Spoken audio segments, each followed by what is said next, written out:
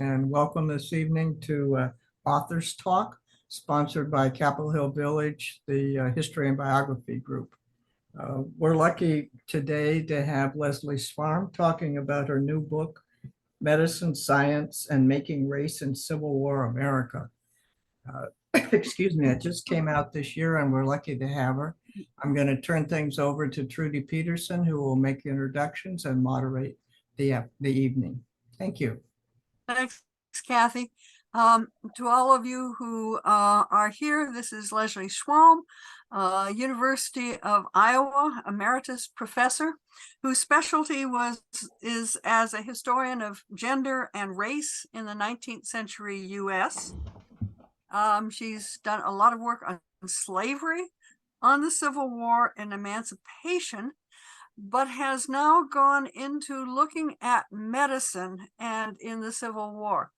And when I read her book, I was blown away, absolutely blown away by the amount of research, because this is not a topic that you can go into an archives and say, please, I'd like to see information about medicine and minorities. It doesn't work that way. And so the amount of research that is behind this is absolutely phenomenal. The text isn't all that long, but I swear that the notes are almost as long as the text, which gives you a sense of how much research went behind this. It's an extraordinary piece of work. We're delighted to have you. Here's Leslie. Thank you, Trudy. Thank you. And thank you, everyone, for the invitation to talk with you. I'm especially looking forward to hearing your questions and comments at the end of tonight's talk. My work on this topic of the Civil War and medical racism began with a simple but hard to answer question. Why didn't the end of slavery more fully eradicate anti-Black racism in the US? Why did the conditions of the Civil War and the North's response to the war increase rather than reduce Northern white commitments to the utility and advancement of ideas about racial difference? So to tackle these questions, I turn to the social and cultural history of Civil War medicine. By that, I mean medical practice, medical research, and medicine's professionalization as one way to begin to answer this question. Medicine, of course, shouldered many new burdens during the war. The scale of carnage created unanticipated challenges to medical knowledge, medical practice, and military organization. I'm sure some of you will be familiar with the stereotype of Civil War medicine as primitive and brutal, with uncaring doctors sawing away at shattered limbs without the use of anesthesia. That caricature has been supplanted by several recent studies highlighting the many advancements in emergency care, wound treatment, surgical technique, hospital design and management. In essence, the rise of modern medicine and the professionalization of medicine in this crucible of war. In heralding these achievements, however, I would argue that too many scholars continue to ignore medicine's long ties to systemic racism, both as a materiality and as an ideology. What I found quite simply is that racism was deeply interwoven with the development of medical science during the Civil War. Importantly, during the war years, medical racism was not limited to the pro-slavery Confederate medical staff. The North's white medical and scientific professionals and lay investigators sought to master what they believed was knowable about Black bodies and to create exclusive biomedical and scientific authority over those Black bodies. In this process, researchers and practitioners developed an expertise that they then commodified in the form of personal and professional advancement. They exploited wartime circumstances as a laboratory to produce racialized medical and scientific knowledge extracted from the bodies of living and deceased Black men and women. Now, many of these white Northerners were abolitionists committed to emancipation as a war goal, yet they also energetically pursued medical and scientific proof that Black people were by nature different from and inferior to whites, with unprecedented and unconstrained access to living and deceased Black soldiers and civilian refugees from slavery. White medical men sought to prove Black inferiority in a way that even the destruction of slavery could not undo. Now, the actors in this endeavor came from the North's military and civilian organizations that were most invested in wartime medicine and science. This included the Army's regimental and medical department officers and employees, including those of the district's newly created Army Medical Museum. And it also included the civilian employees and volunteers of the New York-based U.S. Sanitary Commission, the only wartime civilian organization recognized by the federal government. The Sanitary Commission is best known for its efforts to improve the medical care and comfort of soldiers in the field. It solicited donations of cash and supplies worth more than $25 million, most of it from local soldiers' aid societies that were organized primarily by and among women. But many of the commission's male leaders insisted that their scientific and medical research was the most important and lasting work of the commission, work that would establish them, as they noted, as men of mark. So the commission joined with the Army's medical department in accelerating the historical trajectory of race-based medical and scientific research in the United States, a trajectory already very well established in medical education and practice before the Civil War. Now, this is not a hidden history. The story of wartime medical and scientific racism is extensively documented in a voluminous, one-sided, white-authored archive. In tables and statistics, surveys and questionnaires, skull collections, logbooks of specimens received at the Army Medical Museum, and in hundreds of letters and reports, all documenting an unflagging and sometimes salacious investment in the search for nature's law establishing Black people as members of a biologically inferior race. It is an archive that attempts to teach fellow whites a fiction, as Black feminist theorist Christina Sharp has noted, a fiction of what Blackness looks like and how to look at Blackness. This aspect of Civil War history, I argue, must inform any effort to appraise the war's medical achievements, as well as our assessments of the human cost of the war.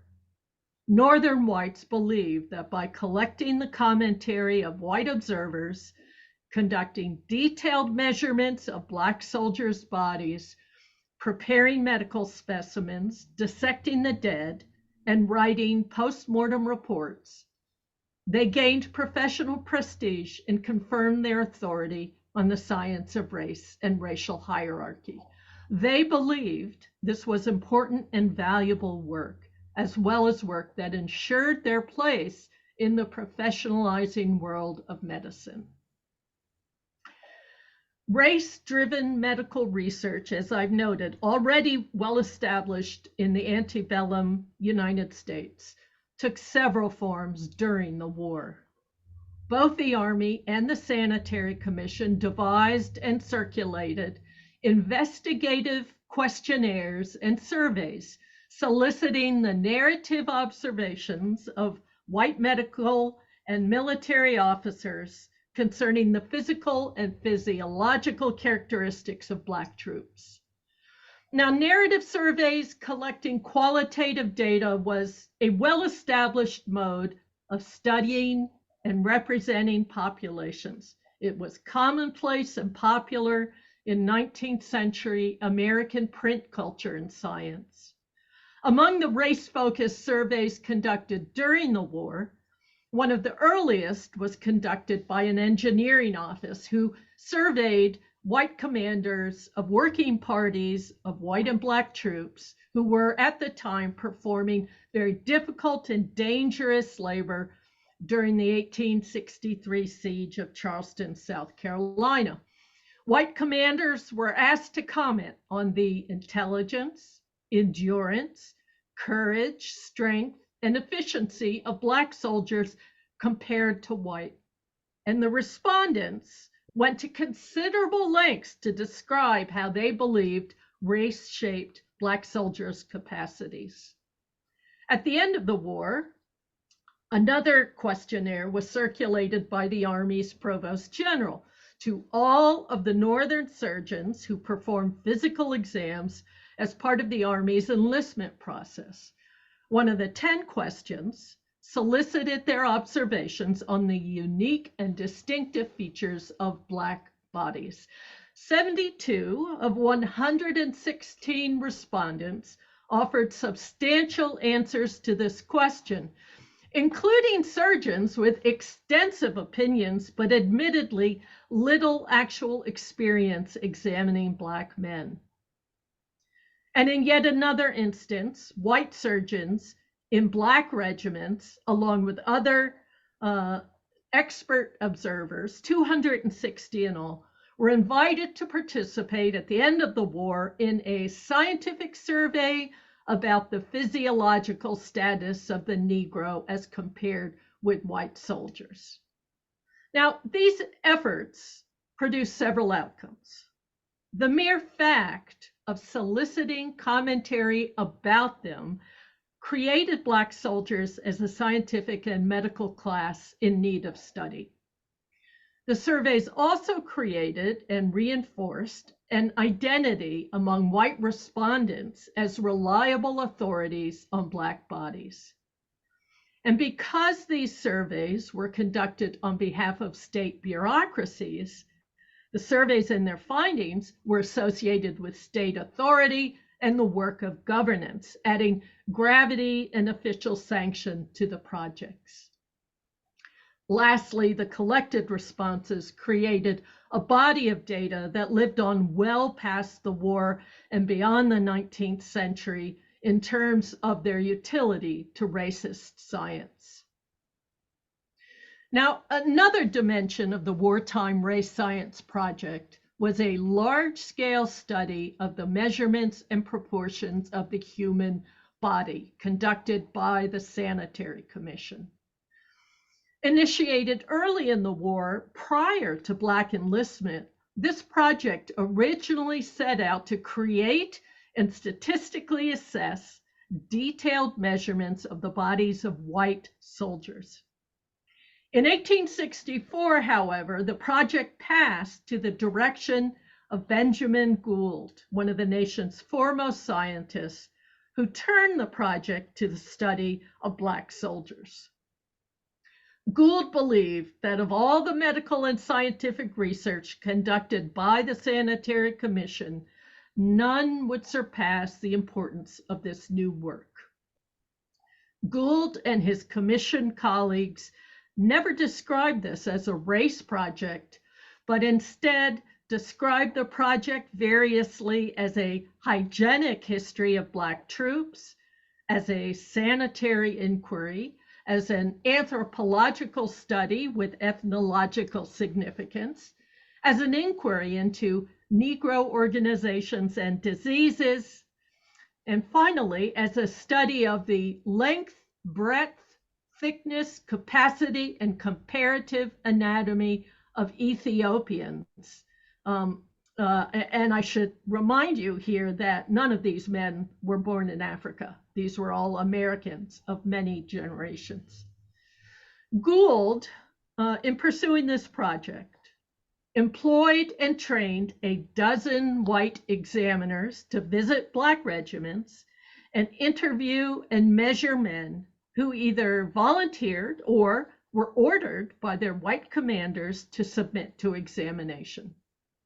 With andrometers, spirometers, dynamometers, calipers, and measuring tapes, examiners made 22 measurements of limbs, torsos, and heads. They counted respirations, ascertained facial angles, measured around heels, necks, the distance between the perineum and the pubes, and measured lung capacity and pulling strength. The project ultimately gathered measurements of nearly 16,000 soldiers, about 11,000 whites, 500 Native Americans, and nearly 3,000 Black men. Gould's project focused on collecting and circulating raw data and computing statistical averages, but not interpreting the significance of this data, helped lay the foundation for the ripening of anthropometry and craniometry in the late 19th and 20th centuries. Indeed, Gould's project laid out the foundations for the advancement of scientific and medical theories of racial difference and racial inequality, and also laid the foundations for the development of a technical language as well as data sets allegedly supporting the basis of race science. Now, it was not only the living Black body that excited Northern white medical men and scientists. The medical catastrophe of the war yielded a bounty of fresh corpses for medical workers and professionals who were accustomed before the war to a severe shortage of legally obtained cadavers in civilian life. The war's abundance of death then dramatically increased access to a valuable commodity that marked the authority and experience of the accomplished medical professional. Postmortem reports were, of course, required from the surgeons who cared for soldiers who then died under their care. From them, the Surgeon General hoped to prepare a medical history of the nation's first modern war. But the drive to anatomize the bodies of African Americans suggests something more complicated, a blurring of the distinction between autopsies performed to ascertain cause of death and dissection performed to gain anatomical knowledge. Dozens of white surgeons and hospital employees eagerly pursued their wartime opportunity to dissect Black men. Several published their postmortem reports in pamphlet form, anticipating an interested audience, as well as gaining both experience and authority as published medical and scientific experts on race. Wartime medical science authorized and incentivized the dismemberment of the remains of fallen soldiers, but it also empowered medical workers to exploit the human remains of Black civilians as well. And wartime Washington proved an excellent example of this. Thousands of formerly enslaved people seeking wartime refuge in Washington fell sick and were brought by friends and family members to the hospitals that were designated for their care. If they died, their remains were pressed into service by hospital surgeons and employees who were motivated less by the pursuit of racial knowledge than by their unimpeded access to exploitable cadavers. Now, this is a grim example of the contradictory logic of medical racism that posits Black bodies as simultaneously racially distinct and inferior, but also neutrally human when convenient. White relief workers, officers and soldiers, museum employees, Black soldiers, and refugees from slavery all commented on the commodification of the Black war dead during and immediately after the war. Julia Wilbur, a white Northerner who worked with refugees from slavery in the nation's capital, wrote home to her family that she suspected every female refugee from slavery who died in one of the contraband hospitals was dissected. Wilbur and many other observers also noted that anatomized human remains did not receive burials, an added injury for the friends, family, and descendants of these vulnerable war dead. One of the largest solicitors and recipients of postmortem reports during and immediately after the war was the Army Medical Museum. Once Surgeon General Hammond issued his orders for the Army's medical employees to forward case reports and specimens to the new Army Medical Museum, then regimental surgeons and hospital workers enthusiastically joined in the museum's goal of representing and encouraging the study of military medicine. The significant flow of material to the museum, created from the remains of Black civilians from the Washington area hospital serving refugees from slavery, really contradicts the military focus of the museum. But like the illogic of racism, this occurred without concern or comment from the museum's wartime curators. Now, the white Northerners who participated in these aspects of the North's wartime race project were an incredibly diverse group. As I've noted, many were opposed to slavery and supported wartime emancipation. This included Burt Wilder, the white surgeon for the 55th Massachusetts Black Regiment, and Henry Orlando Marcy, surgeon for the 35th U.S. Colored Troops.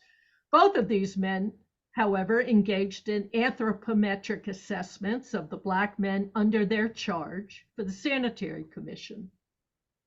Surgeon Ira Russell, a physician whose career advanced during the war as he became medical director of several different military hospitals, was himself an outspoken critic of the Union's medical racism and the discrimination faced by Black soldiers.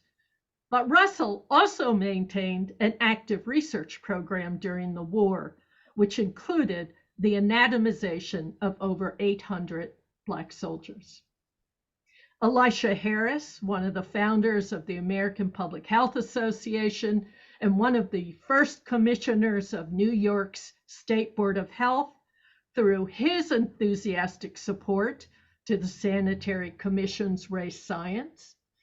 Frederick Schaffert, who became chief anatomist at the Army Medical Museum and helped create a major skull collection there, had worked before the war as a grave robber to provide cadavers to the University of Pennsylvania Medical School, and had assisted in the research of the prominent race scientists Johann Blumenbach and Samuel Morton before the war. And Benjamin Gould, who directed the Sanitary Commission's project to measure Black soldiers, was the most prominent astronomer in the United States, received the first American PhD in astronomy, and was instrumental to the professionalization of astronomy. He maintained close professional relationships with several race scientists whom he consulted with while working on this project, including Joseph Henry of the Smithsonian and Louis Agassiz. So the men who participated in the wartime race project that I've described here were geologists, ophthalmologists, naturalists, zoologists, amateur enthusiasts, and well-respected physicians with local practices, some of whom taught in American medical schools. Most importantly, all of them presumed to have authoritative knowledge about what race was, how it could be observed, and its consequences for Black and white humanity. Notions about what race was saturated the common knowledge of these Northern Unionists, regardless of their opposition to slavery. While white scientists and medical men used the circumstances of war to extend the nation's long history of medical and scientific racism, Black men and women resisted their efforts.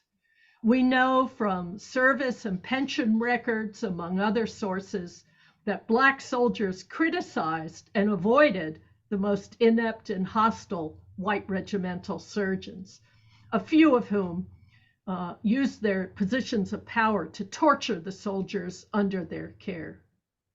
Many Black veterans reported that they hated hospital care and, when possible, refused hospitalization. Soldiers and their family members wrote to the President, the Secretary of War, and other Union officials to expose the awful hospital conditions they endured and to beg for and demand better treatment.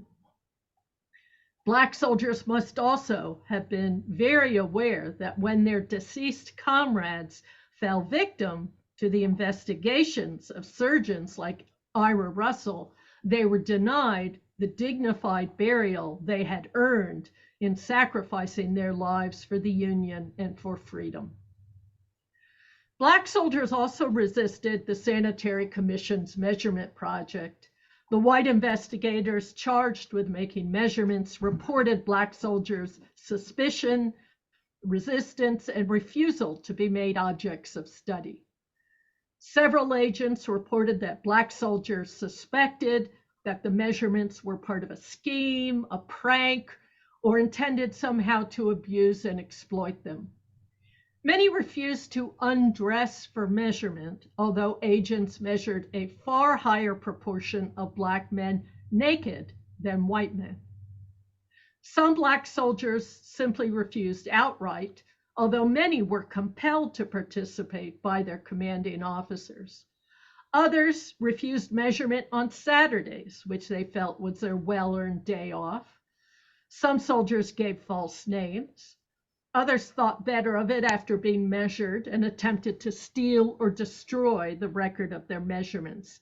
There's still a great deal of research to be done on how African Americans, soldiers and civilians, responded to the medical and scientific racism they encountered, as well as the long-term consequences of their experience.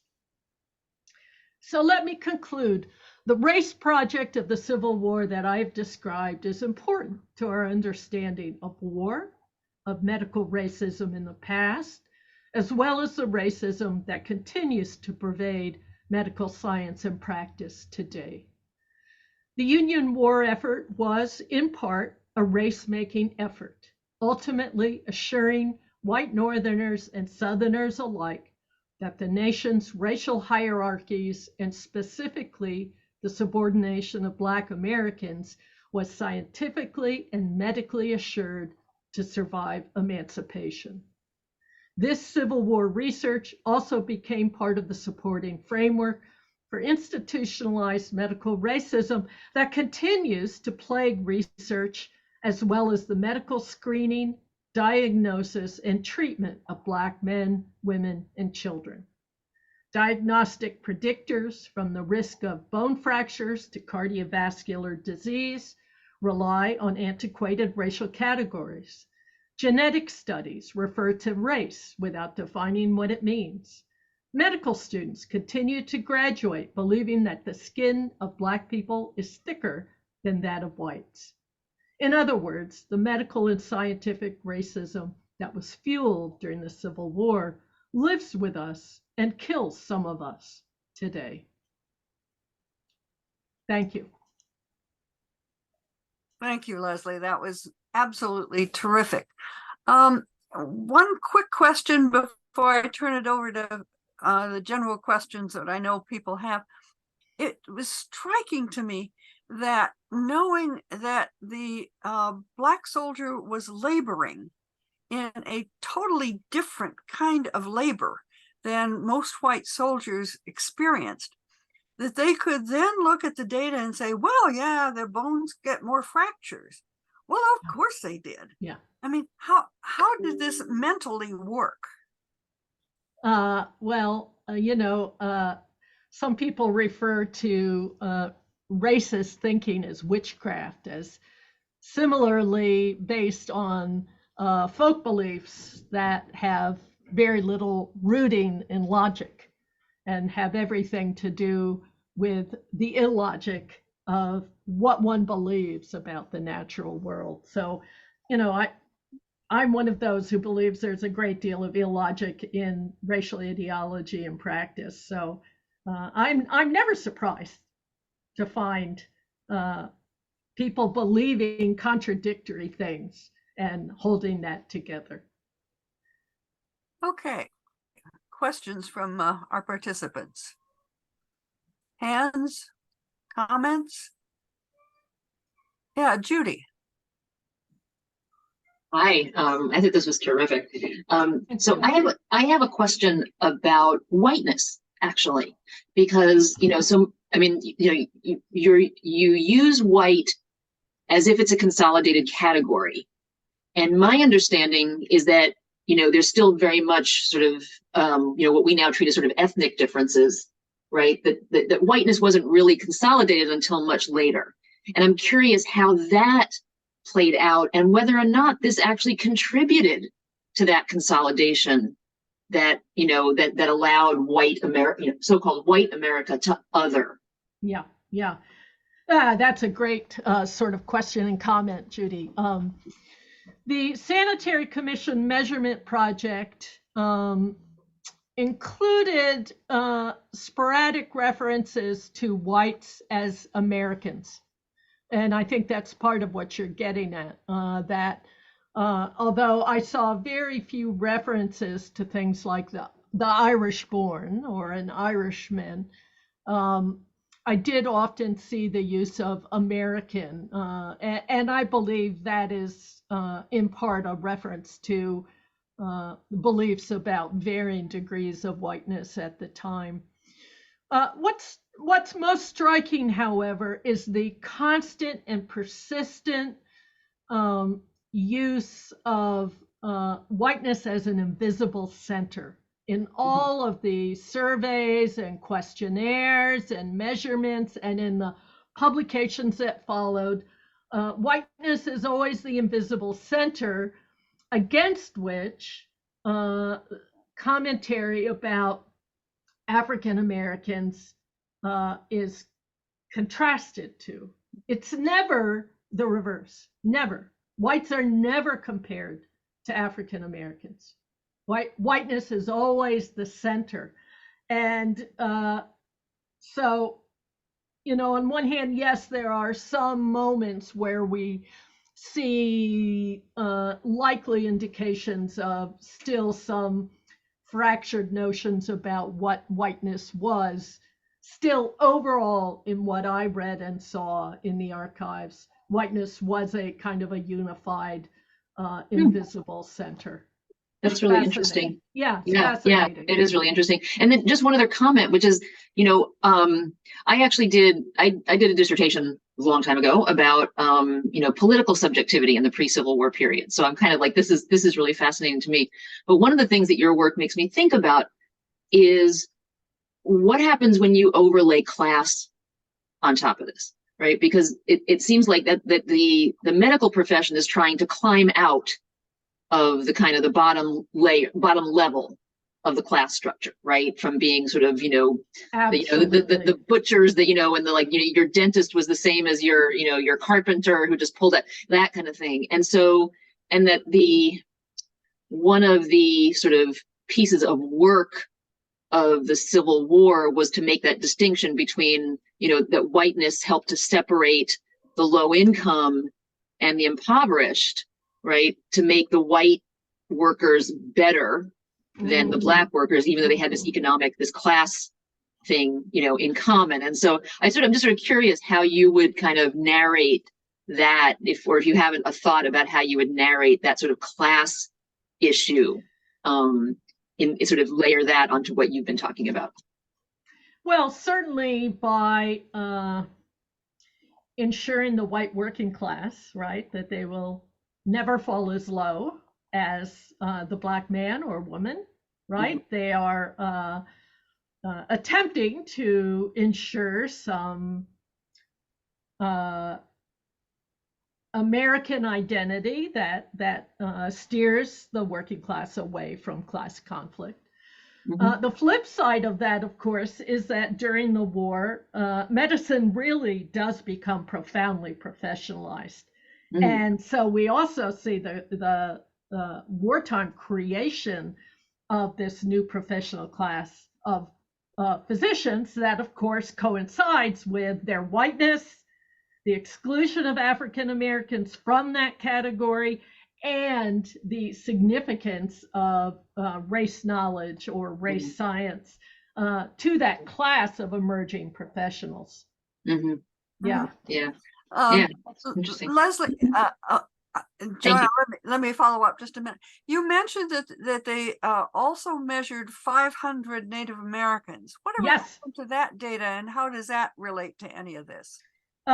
Well, there was, Gould had a great interest in measuring more Native Americans, and kind of unfortunately, they didn't get their act together enough to get to those regiments before they were mustered out. Much of these measurements occurred very late in the war of men of color, but there was a great interest in it, and it was not the subject of such developed racial ideology as the material on Black soldiers was. And I did not spend a great deal of time studying that material, but it certainly is there, and I sure wish someone would take it up.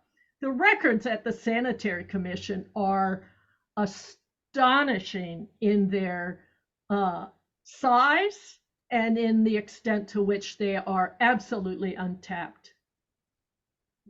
Joanna, you had your hand up. I am struck by realization that what you found out was in a way perhaps beginning of scientific approach to comparing things. And yet the measurements that were done, the 11,000 white people and 3,000 Black people, started, as I hear it, with assumption, well, they may be different, but this one is superior, period.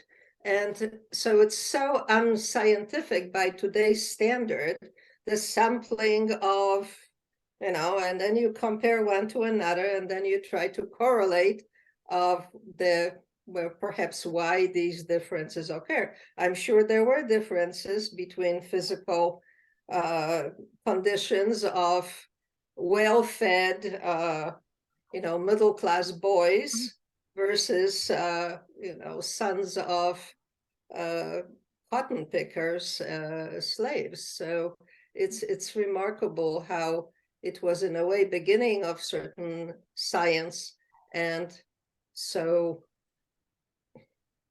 ill-conceived. Yeah, well, I should, this is a good chance for me to note another recent book that came out this year by Christopher Willoughby called Masters of Health. And Chris looked at the theses that students had to write to graduate from medical school. He sampled like hundreds of these theses. And what he found in Northern medical schools were that the majority of these theses tackled some aspect of racial medicine. Really stunning, right? Not the Southern schools where you would expect that. Southern medical schools were very interested in producing the physicians who would treat the enslaved population. But the northern medical schools were deeply invested in teaching this. And then, of course, the same men who would become regimental surgeons during the war had already written these theses and already presumed to have this knowledge. So what was different about what happened during the war is just the amount of data, so-called data, that was collected, and which later, like Gould's project, becomes cited in many a racialized study in the 20th century. So this material had a long life after the Civil War. The articles that were published, etc. Yeah. Leslie, I was struck when I read it about all the references to Washington. And since we're most of us living on Capitol Hill, I thought it was really interesting that the first temporary housing of refugees that were former slaves was at, you say, the old Capitol prison, but the city established its first camp for refugees from slavery early in 1862 in a group of tenements on Capitol Hill known as Duff Green's Row. Yeah. And I had to go look up where Duff Green's Row was, and it's where the Supreme Court sits right now. Yeah. Yeah. And eventually, previous to that, when Abraham Lincoln was a young representative, he actually lived in that building. Oh, wow. That I did not know. But, the fact that you had the Army Medical Museum being set up here seems to have meant that more body parts could easily be transported. And so you had a real center of that going on in the city. I think it also was part of the reason why there were so many dissections performed in there were many Civil War hospitals in the DC area. Some of them designated for freedmen, so-called freedmen, and others designated for whites. But I do think this is part of the reason so many hospital employees, as well as physicians who were stationed in DC, performed so many dissections, because they were most aware of not only the call for this material by the museum, but the fact that the museum very quickly became a very popular tourist spot.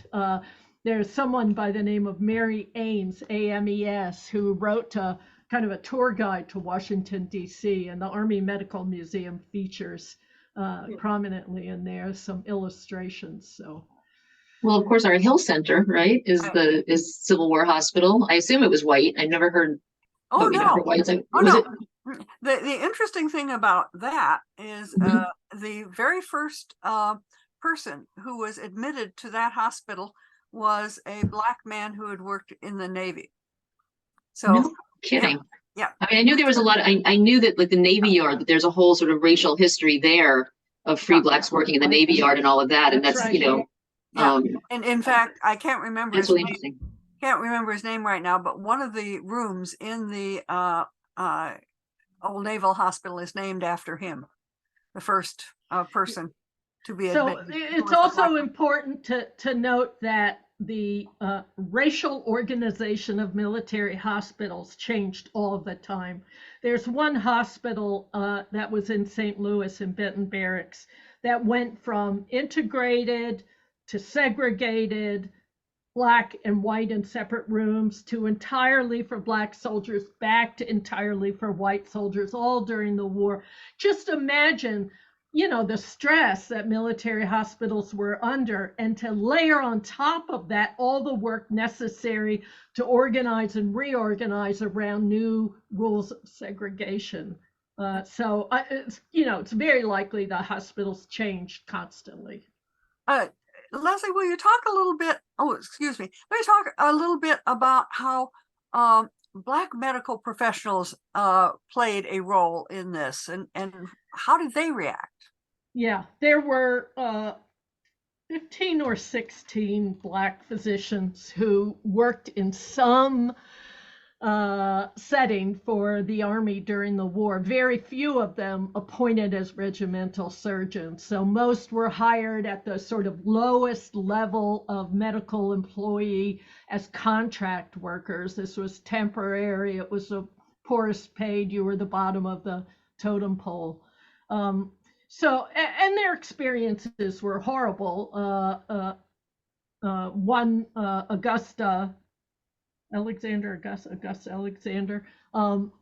was thrown off of a streetcar because he wore his uniform. And, these men constantly found their colleagues, supposed colleagues, and their commanding officers, just horrible towards them. So it was extraordinarily difficult for those men. Of course, it was very difficult to get experience in a medical college if you were African American before the Civil War. So there was a teeny tiny pool of men to enlist or to try to gain appointment as a regimental surgeon during the war. Karen. There were very few Black officers, period, because the concern was, the Army's concern was that no white soldier or officer should have to take an order from a Black ranking officer. Karen, you had your hand up? Well, I just wanted to remind people that Lincoln Park was also a Civil War hospital. Yeah. Apparently, it was makeshift, but it was very large. Thousands of soldiers went through there. Yeah. I recognize, Leslie, that, and I can't wait to read your book, I recognize that this represents a sea change in how Black bodies were mistreated and misused by the medical establishment. But so much of what you're talking about rings true for the research that I did before the Civil War during slavery in the South, the use of Black bodies for medical students to work on, to dissect, to try to figure out what was causing different diseases against their will, that kind of exploitation. Do you deal with that in your book at all?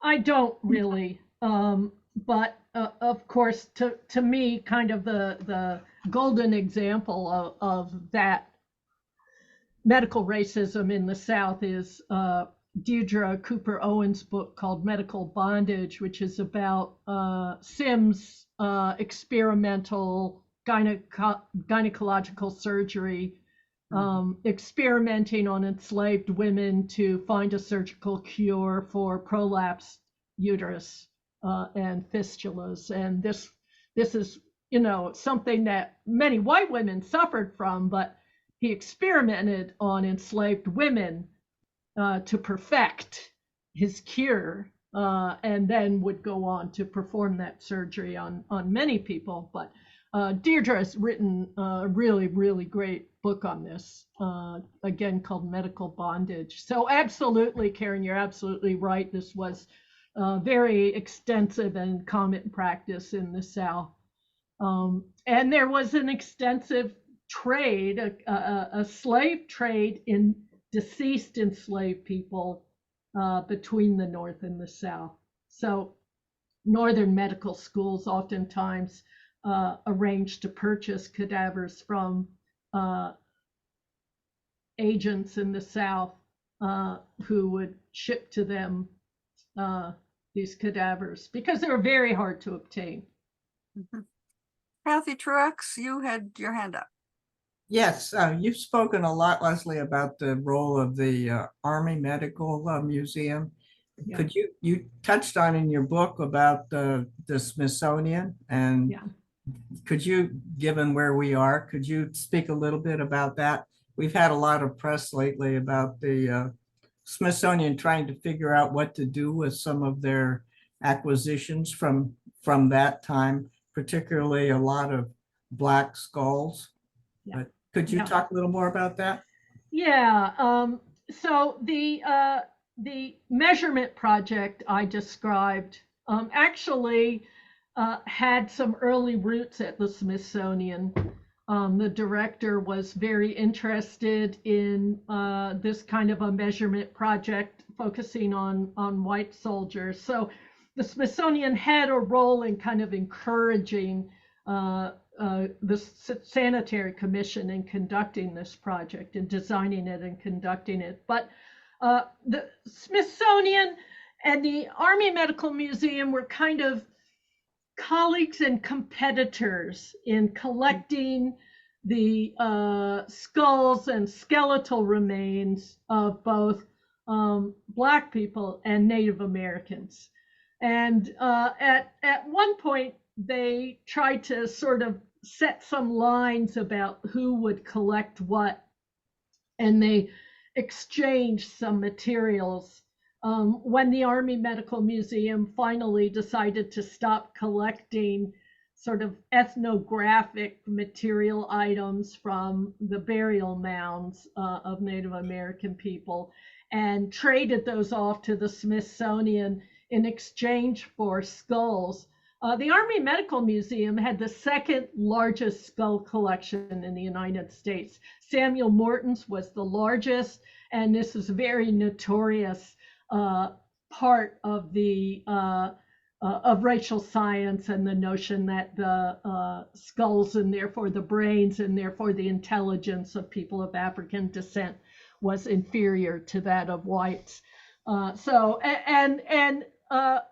The main curator during and immediately after the war at the Army Medical Museum was extremely proud of their crania collection and thought that was just one of the hallmarks of the Army Medical Museum. So they were both, doing the same thing, trying to solicit material and kind of competing with each other. And it wasn't really until I think the 80s and the 90s that they really, clearly said, okay, this is where we're different, and we will, in essence, the Medical Museum said we're no longer going to compete with the Smithsonian about this.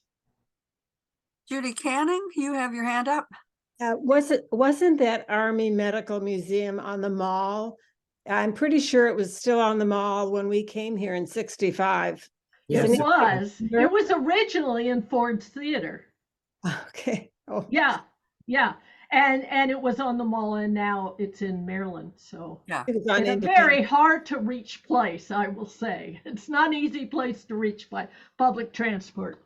And it's, of course, much reduced. I mean, it was once an incredible showcase, and there's been a lot written about veterans going to see their amputated limb, right? Because really, surgeons all across the South, Union surgeons would save human remains and put them in barrels of whiskey and attach little labels to them, and they'd go off to the museum, and veterans would go. what a bad use of whiskey, it seems to me. There we are. Any final? Serious waste. Yeah, serious waste. Final questions or comments? Well, Leslie, it's been a real pleasure listening. Oh, thank you all for your questions and your comments. I really, really appreciate it. So everybody, Thank you. Thank you. It's fascinating. Yeah, it's great to listen. Great to hear your research. read the Thank book. you. Thanks so much, Leslie. Thank you. Thank you all. And thank you again, Trudy, for your introduction and for the invitation. I really appreciate it. Come back with your next book. No next book. No next book.